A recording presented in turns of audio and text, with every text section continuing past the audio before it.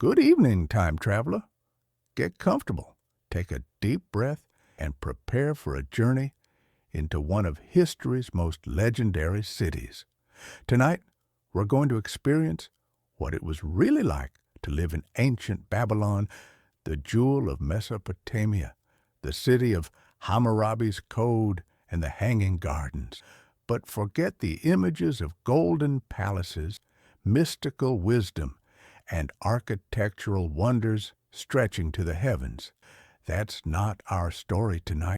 Our journey takes us to Babylon during its height in the 6th century BCE under Nebuchadnezzar II, when the city was arguably the most magnificent in the ancient world. This isn't the biblical version of moral corruption and divine judgment, nor the romanticized vision of enlightened ancient civilization. This is the reality, the suffocating heat of Mesopotamian summers without air conditioning, the constant threat of flood from the unpredictable Euphrates River, the elaborate legal system that could sentence you to death for minor infractions, and the understanding that your magnificent city was built on the backs of conquered peoples and slaves who had no say in their fate. Before we begin, leave me a comment telling me where you're listening from tonight. And if there's another historical topic you'd like me to explore, let me know. Your suggestions shape these journeys. Now, let's walk through the Ishtar Gate into Babylon and discover what life was really like in the ancient world's greatest metropolis. Your place in Babylonian society was determined largely by accidents of birth. Whether you were born free or slave, wealthy or poor, male or female, in the city or the countryside. The Code of Hammurabi, carved in stone around 1750 BCE and still influential centuries later, explicitly recognized three social classes: Awilu, free persons of the upper class; Mushkenu, free persons of lower class, perhaps dependents of the palace or temple; and Wardu, slaves. The law applied differently depending on your class. If someone injured a free person's eye, the punishment was an eye for an eye. If they injured a slave's eye, they paid a fine to the slave's owner. Your body's legal value was determined by who owned you. If you were born into slavery, your entire existence was defined by being property.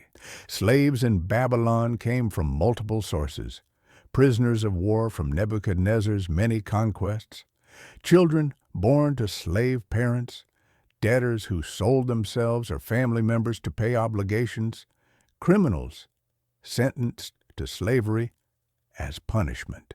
Once enslaved, you could be bought, sold, rented out, inherited, or given as you had a monetary value, typically 20 to 30 shekels of silver, and your owner could do essentially anything to you short of killing you without cause.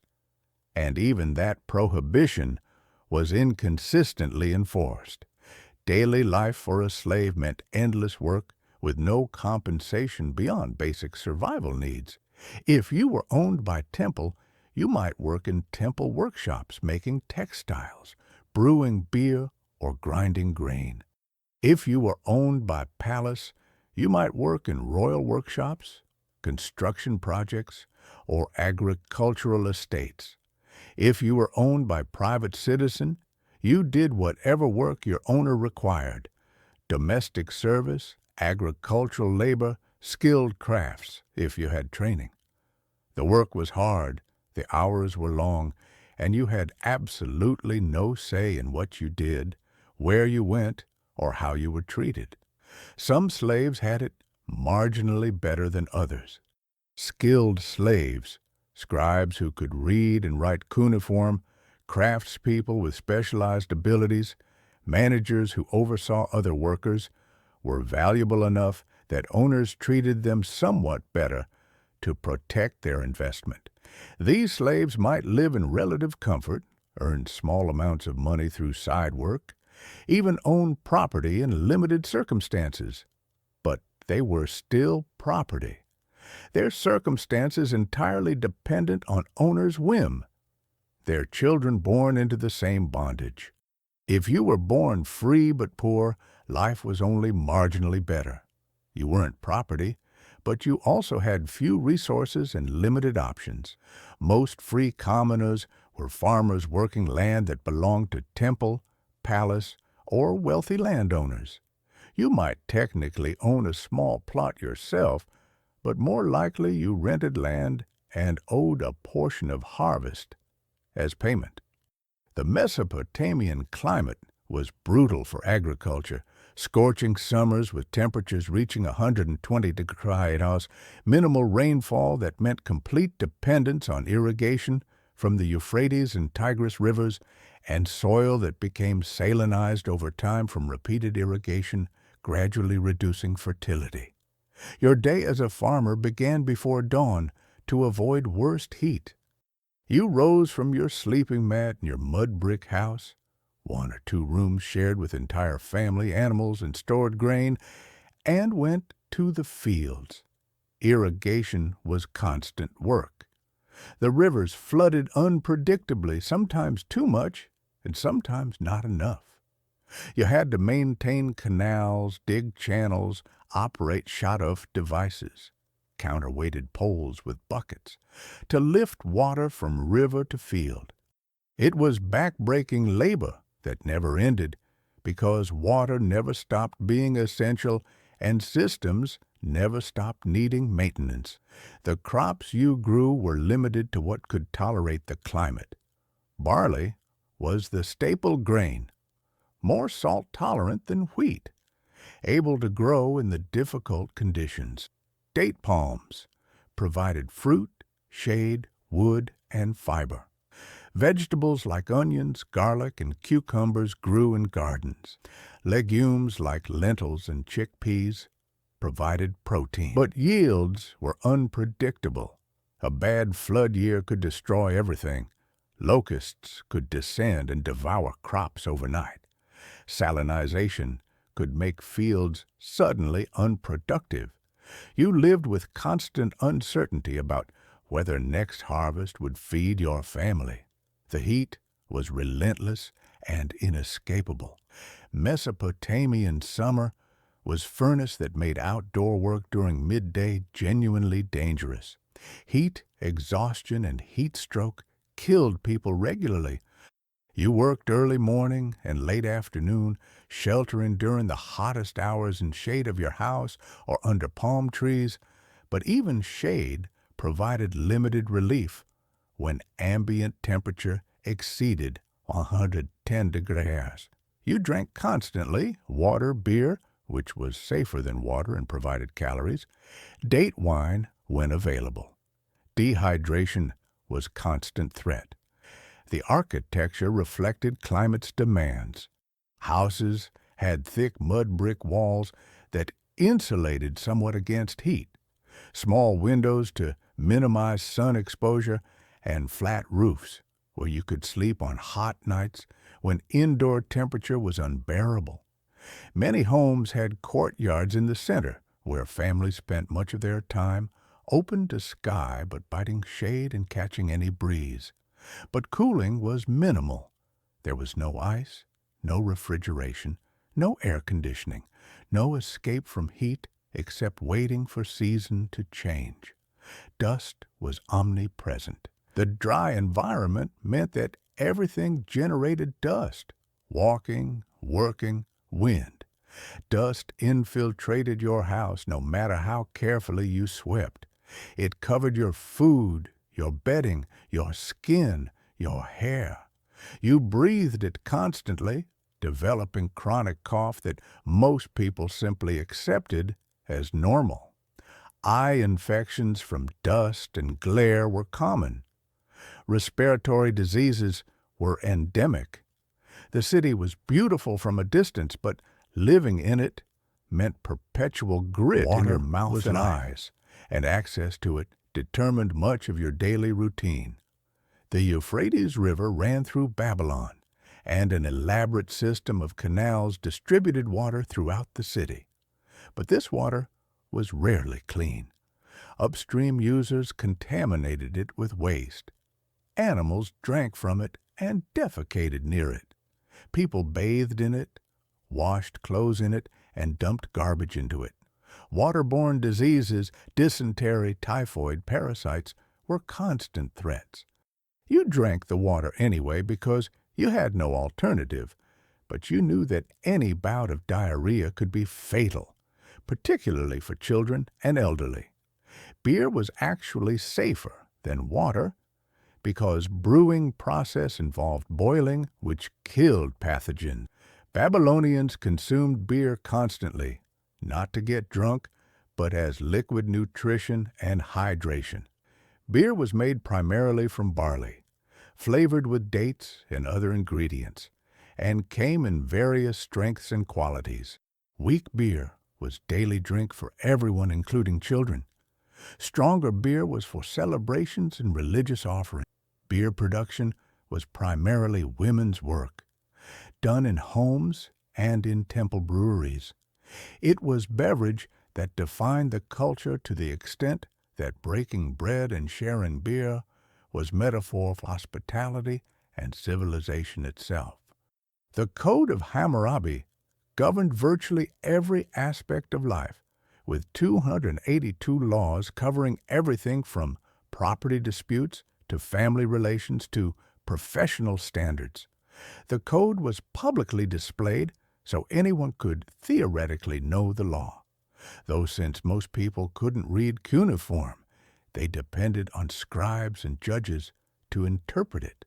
The penalties were often brutal by modern standards. Law 21. If a man breaks into a house, they shall kill him and hang him in front of that breach. Law 195. If a son strikes his father, they shall cut off his hand. Law 229. If a builder builds a house for a man and does not make it solid, and the house collapses and kills the owner, that builder shall be killed. The principle of proportionate punishment, eye for an eye, tooth for tooth, sounds fair until you realize it only applied between equals. If wealthy person injured poor person, the penalty was usually a fine. If poor person injured wealthy person, the penalty was often death or mutilation. If you accidentally killed someone of higher status, you might be executed. If you accidentally killed slave, you paid replacement value to owner. Justice was explicitly stratified by social class in ways that systematically protected the powerful and exploited the vulnerable. Women's legal status under the code was complicated, better than in some ancient societies, worse than others. Women could own property, conduct business, testify in court, and even divorce husbands under certain circumstances. But they were also subject to laws that controlled their sexuality and reproductive capacity in ways men weren't. A woman accused of adultery could be bound and thrown into the river. If she drowned, she was guilty. If she survived, she was innocent. This ordeal by water was test no man faced. Women's value was tied to their role in producing legitimate heirs, and laws protecting that function were harsh. Marriage in Babylon was primarily economic arrangement between families. If you were a young woman, your father negotiated your marriage, received bride price from groom's family, and provided dowry that technically remained your property. The marriage contract was legal documents specifying obligations and conditions. Love might develop, but it wasn't prerequisite or expectation. You were marrying to form household, produce children, and merge family economic interests. The wedding itself was celebration where families feasted and drank beer. But the legal marriage was the contract, not the ceremony. Once married, you moved into your husband's household, which might include his parents, his brothers and their wives, and various children in extended family compound. Privacy was minimal. Your mother-in-law oversaw your domestic work and criticized your performance. Your husband's authority over you was nearly absolute, though you retained some property rights and could appeal to courts if he violated terms of marriage contract. Childbirth was dangerous ordeal without modern medical knowledge. Many women died in childbirth or from complications afterward. Infant mortality was staggering. Perhaps 30–40% of children died before age 5 from disease, malnutrition, accidents, or simple fragility of young life in harsh environment. You probably became pregnant many times, knowing that some of your children would die, but hoping enough would survive to ensure family continuity and provide support in your old age. If you gave birth to son, you secured your position in household. Sons ensured family line continued, performed funerary rituals that maintained your memory after death, and inherited property. If you gave birth only to daughters, your status was more precarious. Daughters married and joined other families, taking their dowries but providing less direct benefit to natal family. The preference for sons was pronounced enough that it shaped how children were treated. Sons received better nutrition, more attention, more resources. Your life as wife and mother was endless domestic labor. You ground grain into flour using stone quern, hours of work that destroyed your knees and back. You baked bread in clay ovens. You brewed beer. You spun wool and wove textiles. You prepared meals. You hauled water. You cleaned house. You cared for children. You tended small animals, chickens, goats, that provided eggs and milk. The work was never done, and you did it without labor-saving devices we take for granted. No running water, no stoves, no washing machines, no refrigeration. The urban environment of Babylon was simultaneously magnificent and miserable. The city at its height, under Nebuchadnezzar II, covered perhaps 2,000 acres enclosed within massive defensive walls. The outer wall reportedly wide enough for chariot race on top. The inner wall studded with gates, including the famous Ishtar Gate, decorated with glazed blue bricks, showing dragons and bulls in yellow and white. The processional way was Grand Avenue paved with stone and lined with walls showing rows of lions. The ziggurat called Etemenanke, possibly inspiration for biblical Tower of Babel, rose in stepped levels toward the sky. Temple at its peak, where priests performed rituals to city god Marduk. But behind this monumental architecture, most people lived in cramped mud brick houses on narrow, unpaved streets. The streets were dusty in summer, muddy in winter when rains came, always crowded with people, animals, and refuse.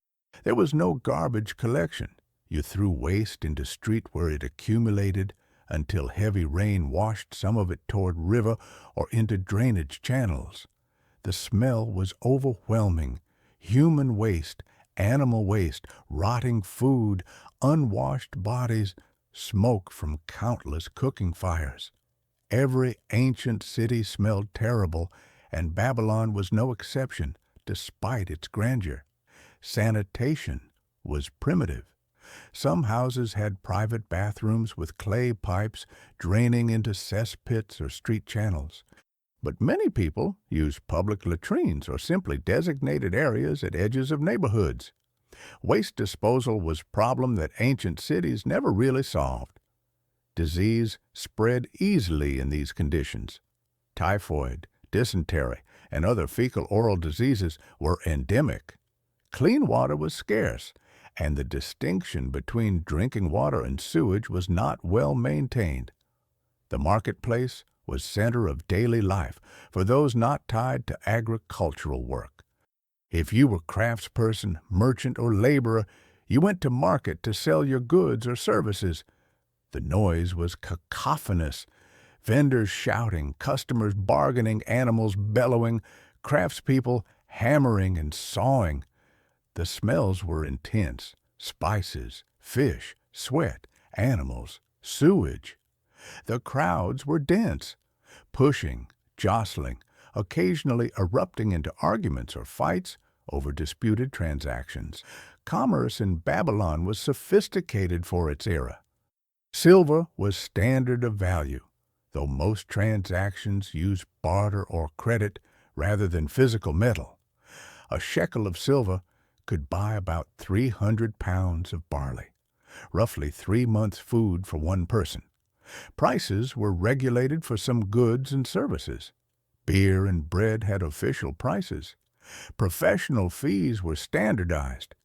Physician's fee for setting a broken bone was specified by law, as was boatman's charge for transporting goods. The merchant class occupied interesting position in society. Successful merchants could become wealthy and influential, owning land and slaves, making loans and holding mortgages. But they were also vulnerable to accusation of dishonest practices. The code specified harsh penalties for fraud. If merchant gave short weight or adulterated goods, penalties could include fines, public disgrace, or worse. Trust was essential in economy where written contracts were crucial, but most people couldn't read them. If you were scribe, you occupied privileged position that required years of training.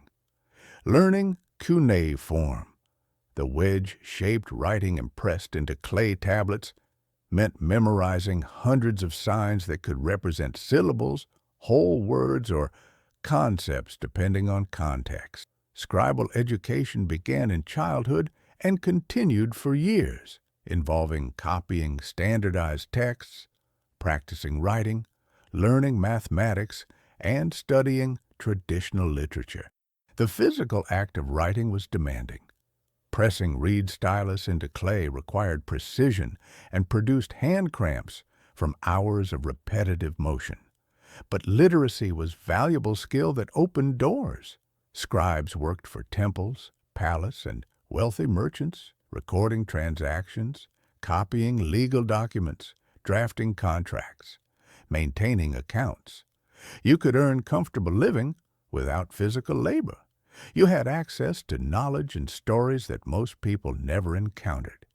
You could read the Epic of Gilgamesh, Babylonian masterpiece of literature about legendary king of Uruk seeking immortality. You understood the mathematical tables and astronomical observations that priests used to track celestial events and predict eclipses.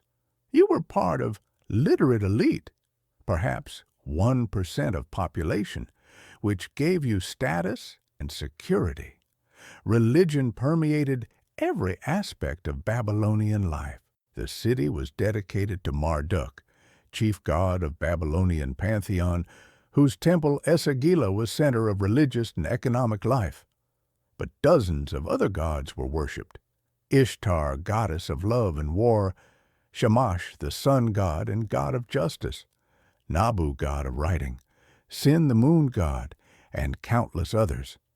Each god had temple, priests, rituals, and demands for offerings. The temples weren't just religious institutions, they were major economic powers. They owned vast agricultural lands worked by dependent laborers and slaves. They operated workshops producing textiles, beer, metalwork, and other goods. They functioned as banks, making loans and charging interest.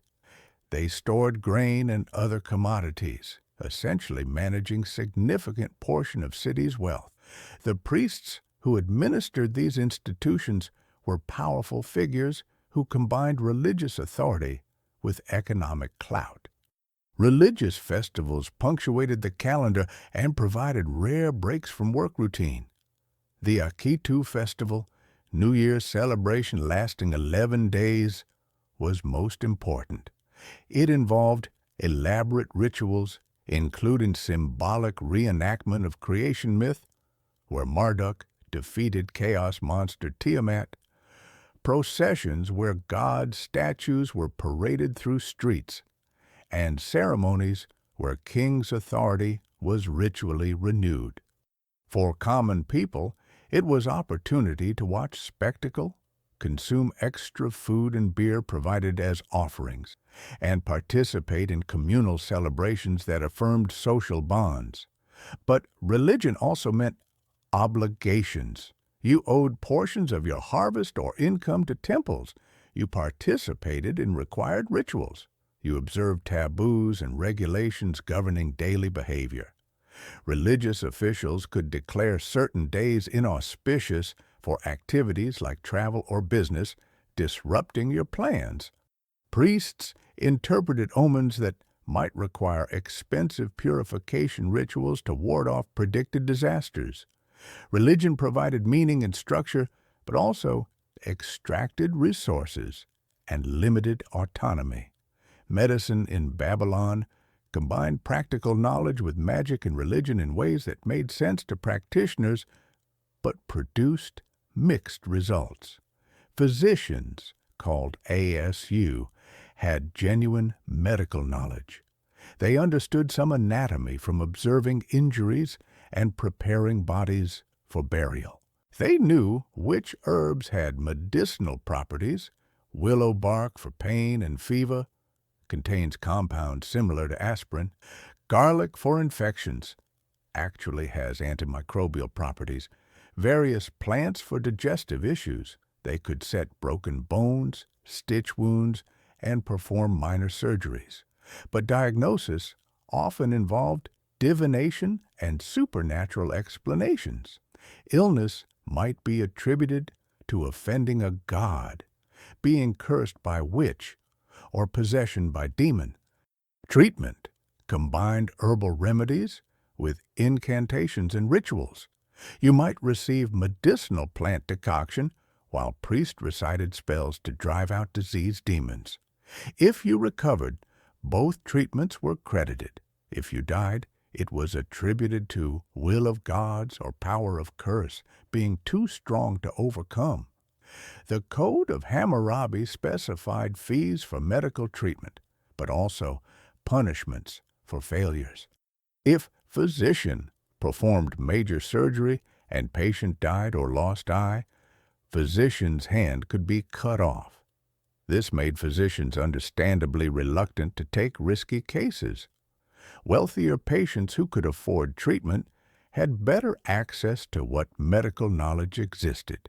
Poor people made do with folk remedies and prayers, often suffering and dying from conditions that might have been treatable with better care. Construction work in Babylon provided employment, but was grueling and dangerous. The massive building projects of Nebuchadnezzar II, the walls, the Ishtar Gate, the processional way, temple renovations, the palace complex, required thousands of workers. If you were conscripted for construction service, you joined gangs hauling mud for bricks, carrying water for mixing mortar, lifting heavy stones into position, digging foundations in hard-packed earth. The work was exhausting in brutal heat, accidents were common, and compensation was minimal. Brick making was constant industry. Babylonian architecture relied on baked bricks far more than in earlier Mesopotamian cities that used sun-dried mud bricks. Baked bricks were more durable but required enormous fuel consumption for kilns. Each brick had to be molded, dried, fired at high temperature, cooled, and transported to construction site. The work was repetitive, hot, and exposed you to fumes from burning reeds and dung used as fuel. Your lungs suffered, your skin burned, your back ached from lifting thousands of bricks. The glazed bricks that decorated the Ishtar Gate, those beautiful blue, white, and yellow tiles showing dragons and bulls, required even more specialized and labor-intensive production. The glazing process involved multiple firings, precise temperature control, and skilled craftsmanship. Artisans who made these were valuable specialists, but they worked in stifling heat of kilns, inhaling toxic fumes from glazed materials, risking burns and injuries. Their beautiful work came at cost to their bodies and health. If you were conscripted for military service, you faced different but equally serious dangers. Babylon under Nebuchadnezzar was expansionist power that conquered Jerusalem, besieged Tyre for 13 years, campaigned in Egypt, and fought numerous battles to maintain and expand empire. You might be pulled from your farm or workshop, given basic weapons training, and marched to war. Ancient warfare was brutal close-quarters combat with swords, spears, and arrows. Wounds frequently became infected. Medical care was minimal. Death rates in military campaigns were high not just from battle, but from disease and exhaustion. The siege of Jerusalem in 586 BCE was particularly savage. Babylonian army surrounded the city, cut off supplies, and waited while population starved. When walls were finally breached, Babylonian soldiers killed many defenders, blinded the king after forcing him to watch his son's execution, and deported thousands to Babylon as captives. If you were one of the soldiers, you participated in violence that we'd now recognize as war crimes. If you were one of the deportees, you were torn from homeland and forced to live in foreign city as captive laborer. These deportations were deliberate policy. Nebuchadnezzar relocated entire populations from conquered territories to Babylon and surrounding regions. The displaced people, Jews from Judah, various groups from Syria, Phoenicians from coastal cities, provided labor force, diluted potential resistance by mixing populations, and demonstrated Babylonian power. If you were a deportee, you lived in Babylon, but not as equal. You were a conquered person whose labor was extracted, whose culture was suppressed, whose children would grow up speaking Babylonian Aramaic instead of ancestral language. The famous Hanging Gardens of Babylon, one of 7 wonders of ancient world, may not have existed at all, or at least not in Babylon. Ancient sources describe magnificent terraced gardens with exotic plants and sophisticated irrigation, supposedly built by Nebuchadnezzar for his Median wife, who missed the green hills of her homeland. But no Babylonian text mentions them. No archaeological evidence confirms their existence. They may be confusion with gardens elsewhere, or pure legend, or literary invention by Greek writers who wanted to catalog wonders. It's possible you lived in Babylon's golden age and never saw the wonder that would make the city famous to posterity, because that wonder was myth. What definitely existed were the palm gardens and agricultural land surrounding the city, worked by farmers and slaves who produced food for urban population. These were not decorative luxury gardens, but practical agricultural spaces.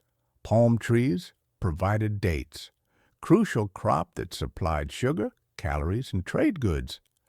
Gardens grew vegetables and herbs. Orchards produced pomegranates and other fruits. This agricultural infrastructure sustained the city, but required constant labor, irrigation, cultivation, harvesting, processing.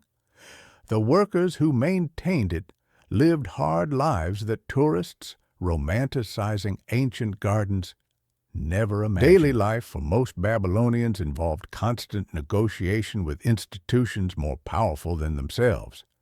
Temples demanded tithes, Palace demanded taxes and labor service.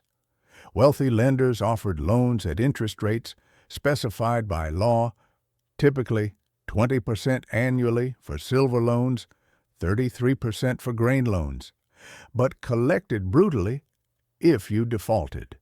The code specified that defaulting debtor could sell family members into debt slavery or themselves to satisfy obligations. It was precarious existence where bad harvest or family emergency could spiral into disaster from which recovery was impossible. The legal system theoretically protected even common people. You could appeal to judges, testify before courts, demand justice under the code. But practically, justice favored those with resources. Wealthy person could hire better representation, offer bribes, use social connections to influence outcomes. If you were poor person bringing case against wealthy person, you faced uphill battle, even if law was nominally on your side. The famous principle of written law applied equally to all was ideal, rarely achieved in practice. Education was available only to a small minority. Most children began working alongside parents as soon as they were physically capable, by age 6 or 7 at latest. Boys learned father's trade, whether farming, craftsmanship, or commerce. Girls learned domestic skills from mothers. Only children of wealthy families or those selected for scribal training received formal education. This meant social mobility was extremely limited. You were born into occupation and social class, and you died in it, with rare exceptions. The astronomical and mathematical knowledge for which Babylon became famous was preserved of priestly class, who maintained it for religious and practical purposes. Babylonian astronomers tracked positions of planets and stars with remarkable precision, predicted eclipses, and developed sophisticated mathematical techniques for celestial calculations.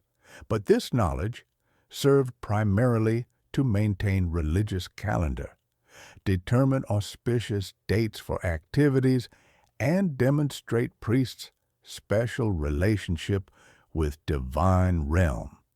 It wasn't disseminated to general population or used to develop scientific understanding in modern sense.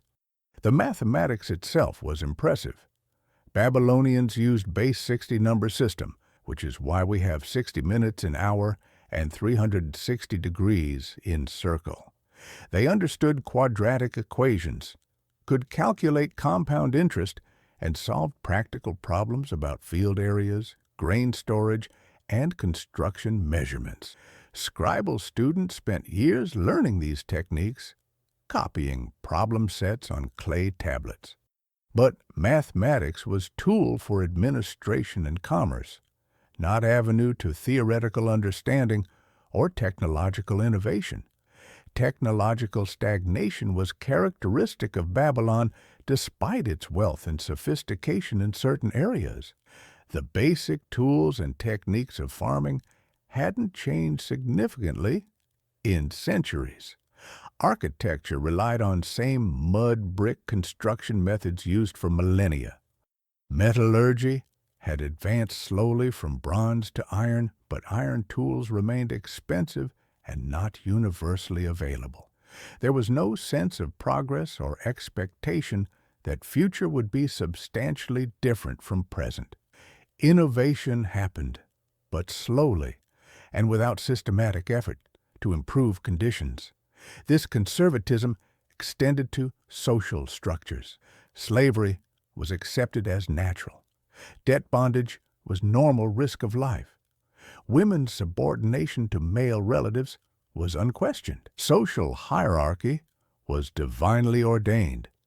Kings ruled because gods appointed them, and challenging that order was challenging cosmic structure. The Code of Hammurabi, despite its relative sophistication, didn't envision different social organization, but rather codified existing arrangements with all their inequalities. The Persian conquest in 539 BCE ended Babylonian independence relatively peacefully. Cyrus the Great's army entered the city without major battle, according to Cyrus's own propaganda, because Babylonians welcomed liberation from unpopular king. The reality was probably more complex. Some Babylonians likely welcomed change. Others resented foreign rule. Most probably just hoped new rulers would maintain order and not loot the city. Life for common people changed less than one might expect. You still farmed the same fields, worked at the same trades, lived in the same houses. The tribute you paid went to Persian emperor instead of Babylonian king, but you were still paying tribute. Persian rule actually brought some benefits. Cyrus famously allowed deported peoples, including Jews, to return to their homelands if they wished. Religious tolerance was Persian policy. Local cults were permitted to continue as long as they didn't threaten political order. The administrative system remained largely intact, with Babylonian officials continuing to manage local affairs under Persian oversight. For most residents, Persian conquest meant continuity, more than disruption. But Babylon's days of independence and glory were over. The city remained important under Persian rule. Darius III and Xerxes both invested in its infrastructure, but it was now provincial capital, not center of empire. When Alexander the Great conquered the Persian Empire and died in Babylon in 323 BCE, the city was already past its peak. His successors built new capital cities, Alexandria in Egypt, Seleucia on the Tigris.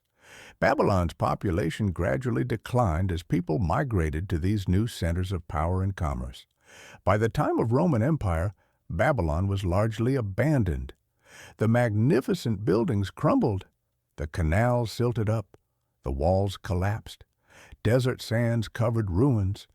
Medieval Arab geographers described extensive ruins, but no living city. The site became quarry where locals mined bricks for building materials. By 18th century CE, when European travelers began exploring Mesopotamia, Babylon was mounds of earth and broken brick, its location uncertain, its grandeur forgotten, except in biblical and classical texts. The irony is that Babylon's reputation as wicked city comes largely from biblical texts, written by people who had every reason to hate it. The Jews who were deported after Jerusalem's destruction, who lived in exile, who remembered temple's destruction, they depicted Babylon as symbol of oppression and sin. The book of Revelation's Whore of Babylon draws on these traumatic memories.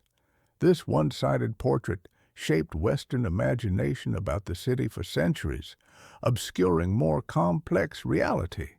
The reality was that Babylon was typical ancient imperial city, magnificent monuments built on exploitation, sophisticated culture sustained by slavery, legal codes that maintained hierarchy, economic system that enriched few while many struggled.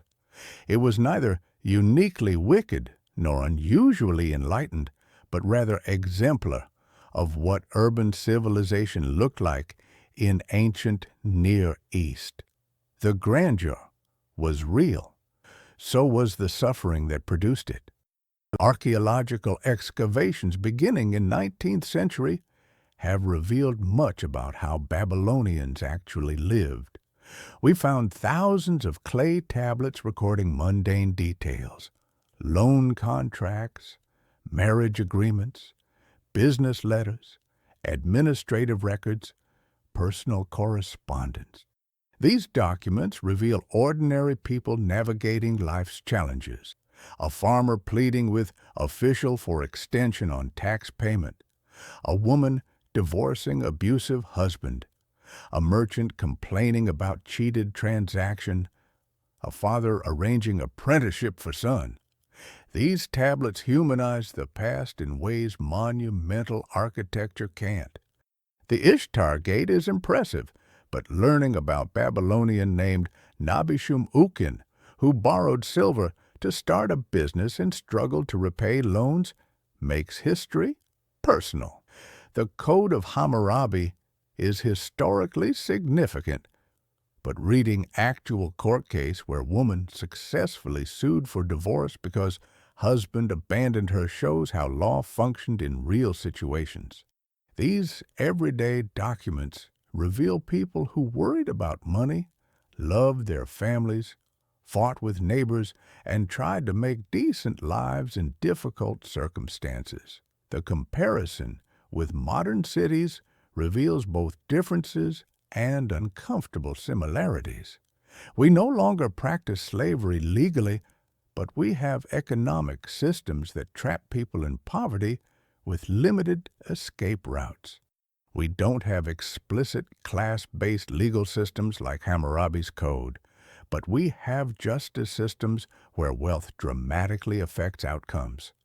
We don't conscript labor for building projects, but we have economic pressures that force people into jobs they wouldn't freely choose. The specific mechanisms have changed, but inequality and exploitation remain features of urban civilization. The environmental challenges Babylon faced, salinization from irrigation, deforestation for fuel and construction, water management issues, mirror problems we face today. Ancient Mesopotamian farmers didn't understand why their fields were becoming less productive, but we know salinization from repeated irrigation was a major factor. They couldn't predict that deforestation would alter local climate and hydrology. They made decisions that seemed rational short-term, but created long-term problems. We face similar challenges with climate change, resource depletion, and environmental degradation, making decisions with long-term consequences we can predict but seem unable to prevent. The religious worldview of ancient Babylon is harder to relate to. The idea that gods actively controlled daily events, that illness was punishment for offending deities, that proper rituals could ensure prosperity. These beliefs seem foreign to modern secular mindset. But the human needs that religion served, meaning community, explanation for suffering, hope for protection from uncontrollable forces, remain universal. Modern people still seek these things, even if we look to science, philosophy, or secular ideologies rather than temples and priests. The role of writing in Babylon was transformative in ways we take for granted. Before writing, complex administration was impossible. Memory and oral tradition couldn't track the thousands of transactions that urban economy generated. Writing allowed contracts, laws, accounting, historical records, literature. The scribes who maintained this technology were gatekeepers to knowledge and power. Today, when literacy is nearly universal in developed societies, we forget how revolutionary writing was and how much power it gave to literate minority in ancient world. But writing also preserved voices that would otherwise be lost. The Epic of Gilgamesh, oldest surviving major work of literature, tells story of king confronting mortality and searching for meaning. Its themes, friendship, loss, ambition, acceptance of death, resonate across millennia because they're fundamentally human concerns. A Babylonian scribe copying this text 2,600 years ago couldn't imagine we'd still be reading it. But the effort of preserving stories on clay tablets meant that Babylonian voices still speak to us. The women's voices in historical record are fewer and often filtered through male scribes and male-dominated legal system, but they exist. We have letters from women managing household affairs while husbands traveled for business. We have court records of women suing for inheritance rights or divorce. We have contracts where women engaged in business independently. These fragments reveal that women's lives, while constrained by patriarchal system, involved agency, intelligence, and resilience that simplistic narratives about ancient oppression miss. The children of Babylon are hardest to access in historical record. They rarely wrote documents themselves, and adults wrote about them primarily in context of legal matters, inheritance, adoption, apprenticeship. But we know childhood mortality was high, that children began working young, that parents loved them and mourned their deaths. We found toys, little clay animals, dolls, game pieces, that remind us children played even in harsh conditions. They had personalities, dreams, fears, just like children today. Even though most died young, and none of their personal stories survived. The slaves who built Babylon's monuments, farmed its fields, worked in its workshops, their experiences are least documented because they were considered property rather than people worth recording. We know they existed in large numbers. We know they were bought, sold, and inherited. We know some were treated brutally while others were treated better. We know children born to slaves were automatically slaves themselves. But their individual stories, their thoughts about their circumstances, their dreams of freedom, these are mostly lost. We can infer their suffering from the system that enslaved them, but we can't hear their voices directly. This absence in the historical record is itself revealing. Ancient societies that depended on slavery systematically denied slaves humanity, and that denial extended to not considering their experiences worth recording. When we study ancient civilizations, we need to remember that most people in them, slaves, women, children, the poor, left minimal traces in records that survived. The history we can reconstruct is primarily history of elite males who controlled writing and whose activities were considered worth documenting. But sometimes the tablets surprise us with glimpses of individual lives.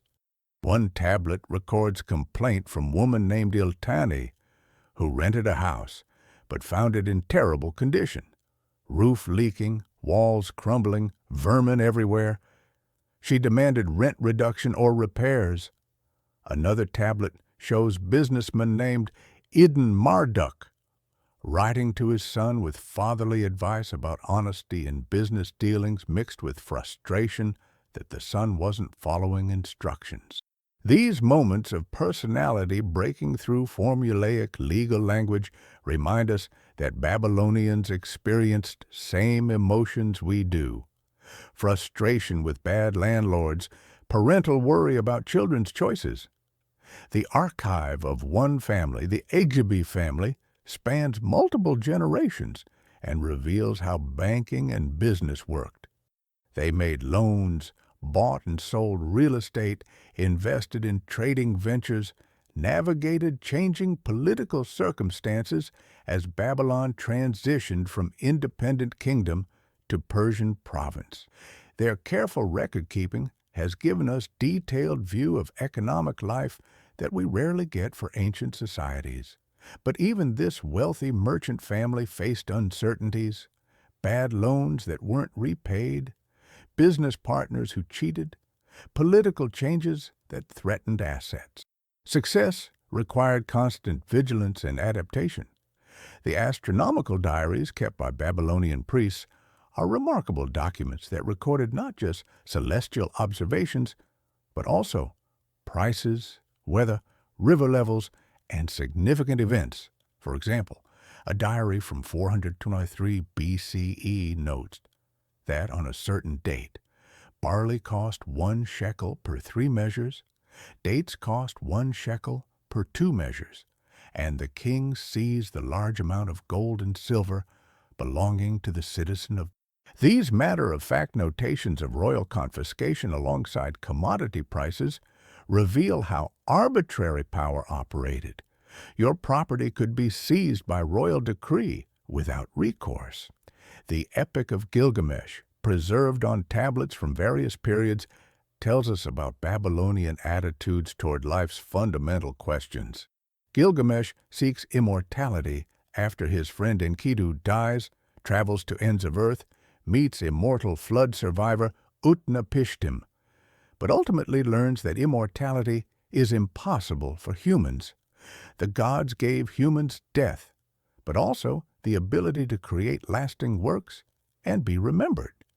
The epic's concluding lines direct reader to admire the walls of Uruk, suggesting that cultural achievements, not literal immortality, are human response to mortality. This theme would resonate with Babylonian listening to epic while living in city filled with monuments built by ancestors.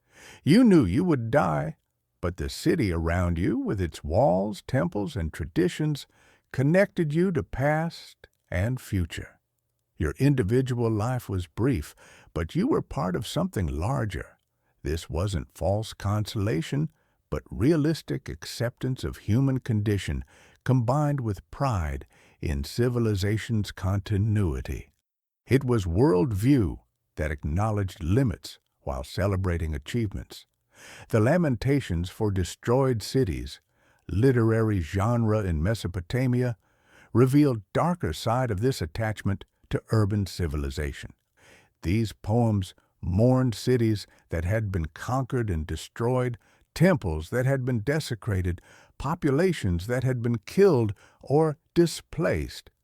They expressed genuine grief over loss of sacred sites and disruption of ritual tradition. The lamentation for mourning destruction of that city, includes vivid descriptions of bodies lying in streets, survivors wandering in shock, children crying for parents who were killed. These weren't just literary exercises, but expressions of real trauma. Mesopotamian cities were repeatedly destroyed in wars, sometimes rebuilt, sometimes abandoned. The cycle of construction, flourishing, destruction, and reconstruction was pattern that shaped historical. Babylon itself had been destroyed by Assyrian king Sennacherib in 689 BCE before being rebuilt by his son. Living in Babylon, you knew your magnificent city had once been ruins and could potentially become ruins again. It was urban existence shadowed by awareness of impermanence. The business of daily survival left little time for philosophical contemplation for most people. If you were a farmer, you worried about irrigation schedule and whether you'd pay back loan for seed grain. If you were craftsperson, you focused on completing commissioned work and getting paid. If you were merchant, you calculated profit margins and worried about caravans arriving safely. If you were slave, you simply tried to get through each day with minimal suffering. Philosophy and literature were luxuries of those who had leisure and education. But practical wisdom, how to navigate life successfully, was encoded in proverbs and common sayings. Don't marry a prostitute, for she will not respect you. A quarrelsome son, his mother will not love him. Friendship lasts a day, kinship lasts forever. These pragmatic observations about human nature and social relations guided behavior in absence of theoretical ethical philosophy. They acknowledged that life was difficult and people were flawed, and suggested practical approaches to common problems. The sense of humor that emerges from some texts reminds us that Babylonians found life absurd and funny, as well as serious and challenging. Letters include jokes and wordplay that don't always translate well but show people enjoying linguistic cleverness. Court cases sometimes involve situations that are darkly comic. The case of man who tried to divorce wife by claiming she wasn't actually his wife, only to have multiple witnesses testify they'd attended the wedding feast. The judge's ruling drips with sarcasm. These moments of humor in formal documents suggest that Babylonians didn't take themselves entirely seriously, even in legal proceedings. The personal names reveal priorities and beliefs. Many names were theophoric, incorporating divine names and expressing religious sentiments. Nabu-shum-ukin means Nabu has established a name for me. Bel-ibni means Bel, another name for Marduk, created. If these names were prayers or declarations of faith, speaking divine protection over children, other names were simpler, expressing hoped-for qualities or circumstances. The naming practices show that parents wanted to connect children to divine protection and give them auspicious beginnings, even though they knew life would be difficult. The question of how Babylonians thought about their own civilization, whether they considered themselves advanced or simply normal, is difficult to answer. They certainly took pride in their cities, temples, and cultural achievements. They considered themselves more civilized than nomadic peoples who didn't practice agriculture or build permanent structures. But they didn't have concept of historical progress in modern sense, where each generation expects to advance beyond previous one. The past was often idealized, golden age of wise kings and proper religious observance. The present was measured against that standard, often found wanting. This backward-looking orientation meant innovation was valued primarily when it restored or surpassed past achievements rather than creating something entirely new. Nebuchadnezzar's building projects were justified partly by claiming to restore structures that previous kings had built. New legal decisions cited precedents from older cases. Even astronomical observations were checked against ancient records to verify continuity of celestial patterns. It was conservatism that valued stability and tradition over change and innovation. Yet change happened nonetheless. Technology improved slowly. Better metallurgy, more efficient irrigation systems, improved construction techniques. Social practices evolved. The Code of Hammurabi itself represented systematization of legal practices that had previously been more ad hoc. Language changed. Akkadian of Hammurabi's time differed from Akkadian of Nebuchadnezzar's era, showing linguistic evolution. But these changes weren't necessarily recognized or celebrated as progress. They were accommodations to circumstances, refinements of existing practices, not revolutionary transformations. The encounter with other cultures through trade and conquest brought new ideas and practices that were selectively adopted. The Persians who conquered Babylon brought different administrative techniques, religious ideas, and political structures. Some Babylonians adapted to Persian rule smoothly, even prosperously. Others resented foreign domination. Most probably just tried to continue their lives with minimal disruption, paying taxes to new overlords while maintaining traditions and identity best they could.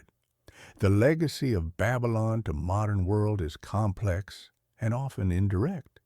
Babylonian mathematics influenced Greek mathematics, which influenced Islamic mathematics, which influenced European mathematics, which forms foundation of modern science.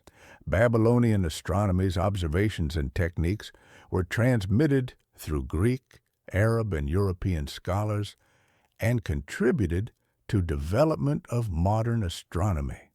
Babylonian legal concepts about contracts, property, and justice influenced later Near Eastern law, including biblical law, and indirectly influenced Western legal traditions. But this transmission was uneven and often garbled. Medieval European scholars didn't have access to Babylonian texts directly. They knew Babylon primarily through biblical references and Greek and Roman descriptions. It wasn't until 19th century decipherment of cuneiform that direct study of Babylonian texts became possible.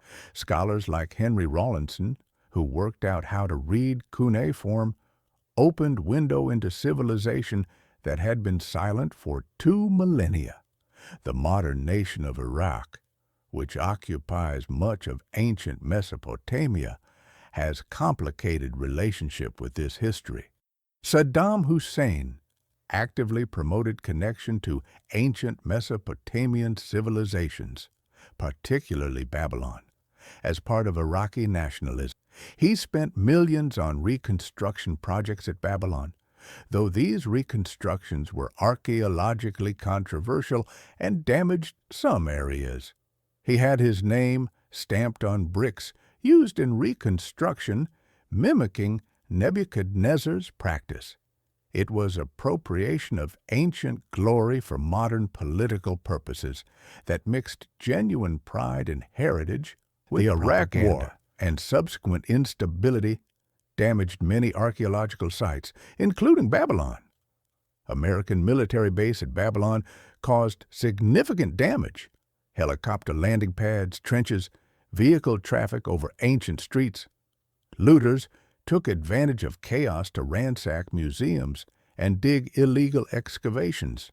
ISIS deliberately destroyed archaeological sites in areas they controlled, considering pre-Islamic artifacts blasphemous. The irreplaceable information lost to war and destruction is tragedy that affects not just Iraq, but human heritage generally. The effort to preserve and study what remains continues despite challenges. Iraqi archaeologists work with limited resources to protect sites and train new generations of scholars.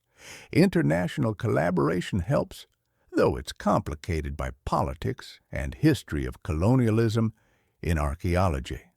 Museums around the world hold Babylonian artifacts that Iraqi scholars and government would like returned. These debates about cultural property and who owns the past don't have easy answers, but they're important conversations about heritage, justice, and responsibility. For the ordinary person who lived in ancient Babylon, whose name we'll never know, whose story is lost, who was born, worked, suffered, loved, and died in the city beside the Euphrates, modern debates about their civilization's legacy would be incomprehensible. You didn't think of yourself as participant in grand civilization that would be studied millennia later. You thought about getting through the day, finishing your work, feeding your family, avoiding trouble with authorities, maybe enjoying small pleasures like cool beer on hot evening or festival celebration that broke routine. Your concerns were immediate and personal. You worried whether harvest would be good enough to avoid hunger. You hoped your children would survive to adulthood. You tried to fulfill religious obligations without bankrupting yourself on offerings. You navigated complex web of family relationships, work obligations, and social hierarchies. You dealt with heat, dust, disease, and back-breaking labor. You found moments of joy, a wedding celebration, a successful business transaction, a child's smile, within circumstances you couldn't control. You had intelligence, emotions, and moral reasoning equivalent to modern people. You weren't somehow less fully human because you lived 2,600 years ago in different technological and social contexts. You made decisions with limited information and options just as we do. You tried to create meaning and security in uncertain world. You loved, suffered, hoped, and eventually died. Leaving behind physical traces, archaeologists excavate, but losing your subjective experience to time's passage. The monuments of Babylon that survived, partial walls, the reconstructed Ishtar Gate, Ziggurat's foundations, are testaments to your labor and your civilization's achievements. But they don't tell your story. They tell the story of kings who commanded construction, priests who performed rituals, administrators who organized labor. Your story is in the ordinary artifacts, broken pottery, discarded tools, graves where your body was buried with modest offerings. It's in the clay tablets recording mundane transactions that reveal how daily life actually functioned. It's in absence, the voices not recorded, the experiences not documented, the suffering that was too common to note.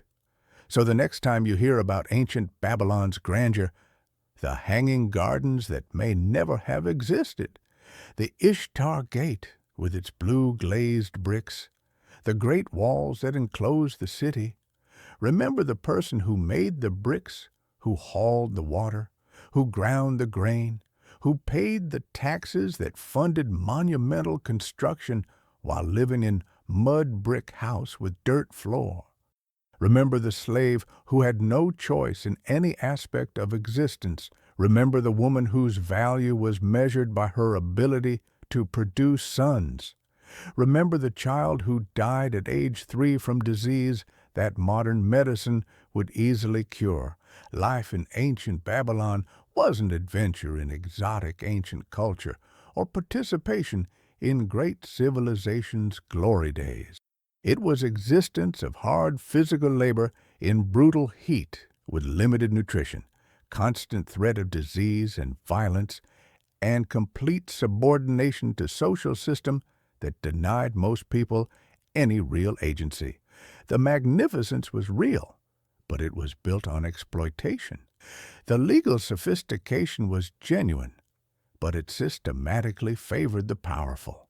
The cultural achievements were impressive, but they were accessible only to tiny elite. And yet, people persevered. They found ways to make meaning, create beauty, love their families, and maintain dignity despite circumstance. That resilience is real achievement, not the monuments or the laws or the astronomical calculations, but the human capacity to endure, adapt, and find moments of joy even in difficult circumstances.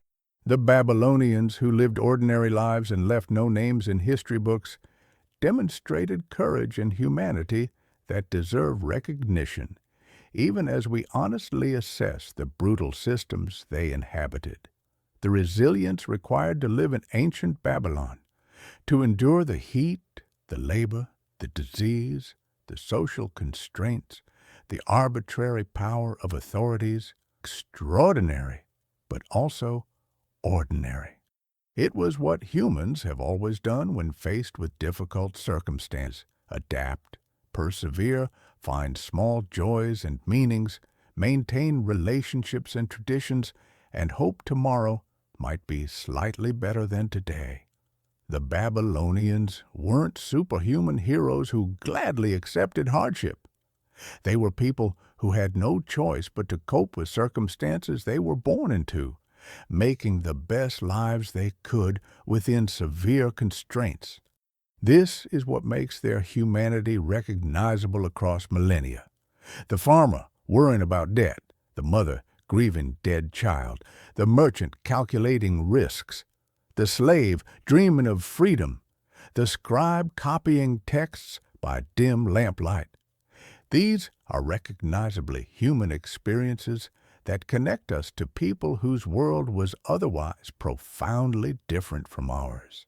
Their material circumstances were incomparably harsher.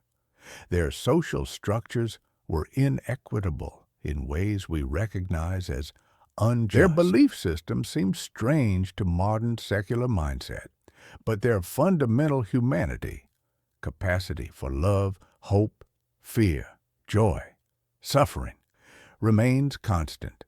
Understanding this humanity while honestly assessing the brutal systems they lived within is the challenge of studying ancient history.